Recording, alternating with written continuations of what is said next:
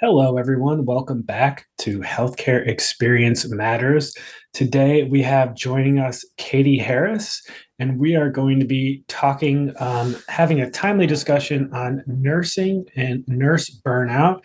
And I just want to start things off by having Catie introduce herself, tell listeners about her professional background and what she's up to nowadays. Well, thanks so much for having me on. So I'm Catie Harris, and I have been a nurse for, oh my God, for a long time, like 25 years, somewhere around there. And currently, I am the owner and CEO of Nursepreneurs, which is a business that helps nurses start their own business. It was something I wish I had had when I started my own businesses. Yeah, so my career has been, I spent my early career in neurosurgery, neurocritical care, spent a good 20 years there learning everything I possibly could. Absolutely loved that job. It was the type of job where you just are constantly learning, and had a steep learning curve to it. So it was amazing for me up until the point that it wasn't. Yeah, and then that's when I started Nursepreneurs. But yeah, there's a lot to that. Yeah, and I want to get your opinion on, first of all, establishing what is nurse burnout. And I know that you've done a lot of work with the state of mind and exploring what's been pushing frontline healthcare workers to their mental, physical, and emotional breaking points. So let's start it off by you telling me a little bit about your work there. Yeah, so I mean, I can certainly tell you my story with burnout, and then I've heard similar stories to it.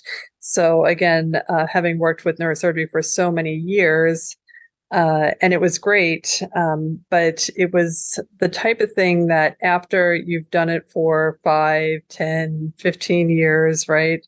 It does start to become the same thing over and over and over again, which it's good and it's bad. It's good because you've mastered something, but it's bad because you're constantly in the same situation and you're constantly putting out the same fires. And no matter how many issues you bring up or how many things that you want to talk about or change, and nothing ever changes, it gets really frustrating.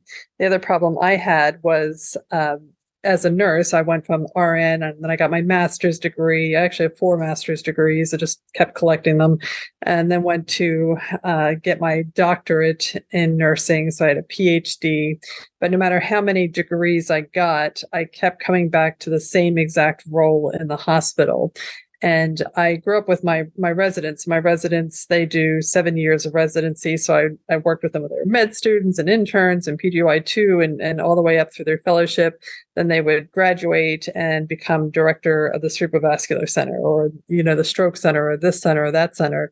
And I wasn't going anywhere. And it's still like I was trying to push initiatives, push change, push a lot of things.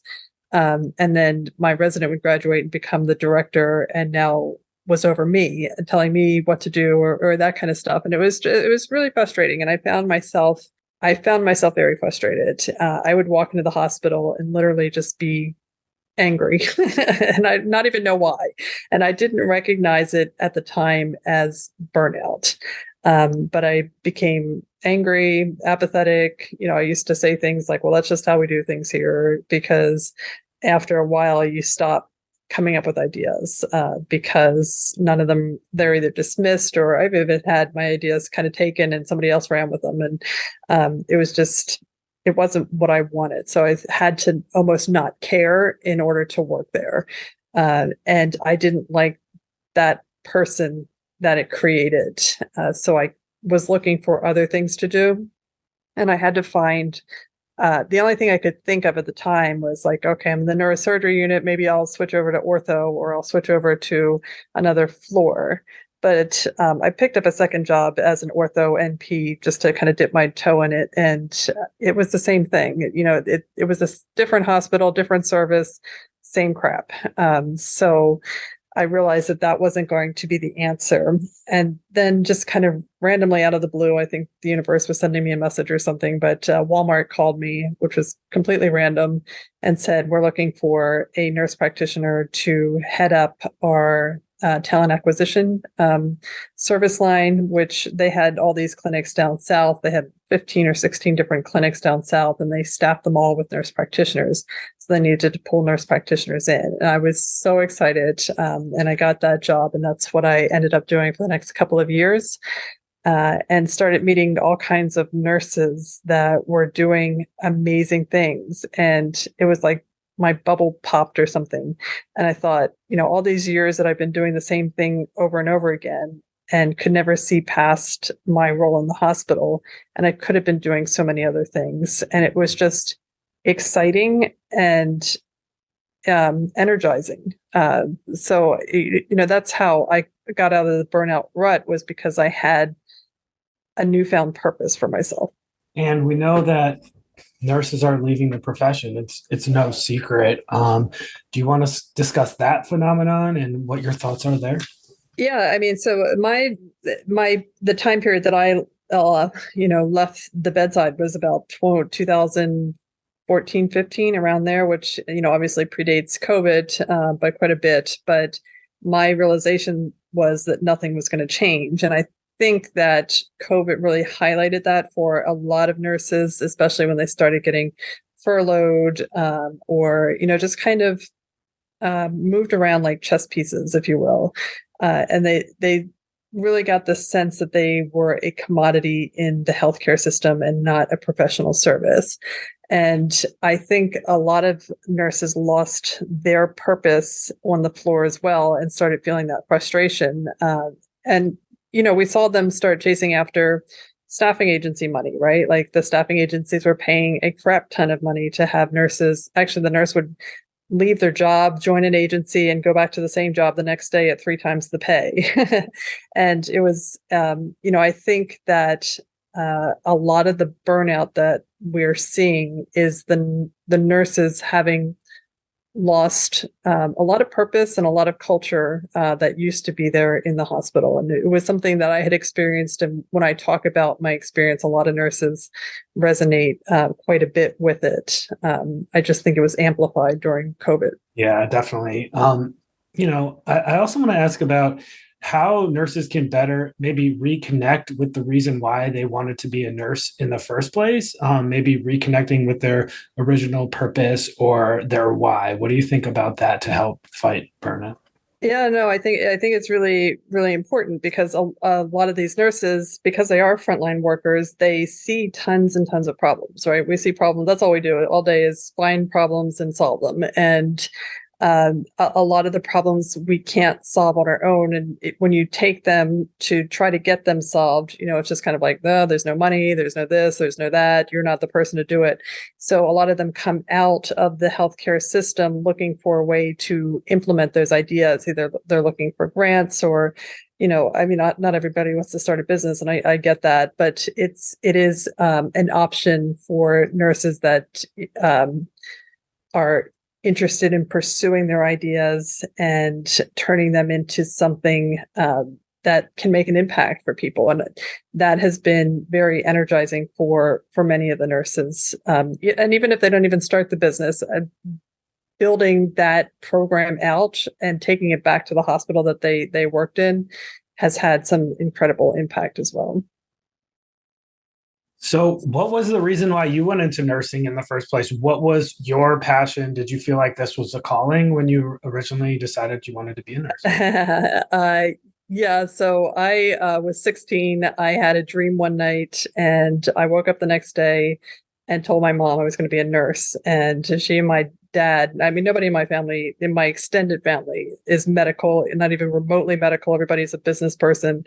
And yeah, they were really upset. They didn't want me to go into nursing. But it was just one of those dreams that it just, the universe said, you need to go and do this. And that's what I did. And I never questioned it. And it has worked out incredibly for me. Very cool. Did you have any other final thoughts you wanted to leave us with on finding relief from burnout, or anything else that you think would be, interesting for the listener to hear? Yeah, I mean, I think one, it's recognizing burnout. So, and to me, the nurses that are burnt out, it's kind of a misnomer as far as I'm concerned, because the nurses that come to us, they're working 3 or 4 jobs, they've got family that they're taking care of, and on top of everything that they're doing, they want to start a business in their free time. And to me, that is not the classic definition of burnout. Burnout would be somebody that can't do one more thing, right? The nurses want to do more, so it's not burnout, and that's why you go back to, I think they've lost a purpose for what they're doing, and starting a business or starting any type of program or just getting out of where you are will do wonders for you. And I don't mean switch hospitals or switch hospital floors, but for nursing, there's nothing that doesn't go with nursing. I mean, there's NASCAR nurses, right? There's Disney nurses, there's cruise nurses, there's embassy nurses, there's space nurses. Like, there's so many other things that you could do. Really just exploring the different avenues that there are in nursing, that you don't have to stay where you are. And, if you're interested in a business, we're certainly around to help those nurses. But there's lots of opportunities. Catie, one thing I also wanted to ask you about before I let you go here is, here at the Healthcare Experience Foundation, we have had a recently really popular webinar go out about nurse bullying. So before I let you go, I wanted to get your thoughts on nurse bullying. Have you seen that? What kind of what can be done to address that? Yeah, I mean, the nurse bully, I that really for me goes back to this feeling of insecurity that we have, and I see it a lot in when nurses come out of the hospital and they're in a business role, and they're kind of they lack a lot of times the self-esteem to push forward with the business. And I think that, when I think of nurse bullying, and there's all different, levels of it, so I don't want to generalize too much, but a lot of it comes from, we see it with the older nurses, or nurses that have been there that maybe are burnt out or have lost their purpose, and their only purpose is to kind of torture other people, right? Like, make them feel small, or they do it to the residents, they do it to the nurses. And it's, almost kind of like a hazing rite of passage. And that's one form of bullying. And I really feel like that comes from those type of people that just, they lost their love for what they're doing, and they they take it out on others.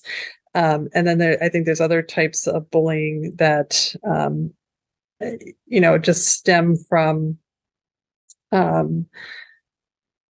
just the way the system is structured. And, we're in high intense environments, and a lot of times, and we're getting it from all sides, and people vent differently. And there's not a whole lot of outlets for healthcare workers. We're supposed to be stoic and not show too much emotion, and not break down, but we absorb all these stories from patients and families. And I mean, it's a rough job.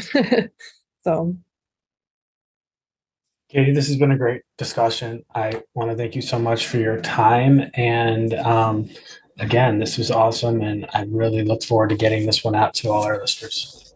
great. Well, thanks so much for having me on today.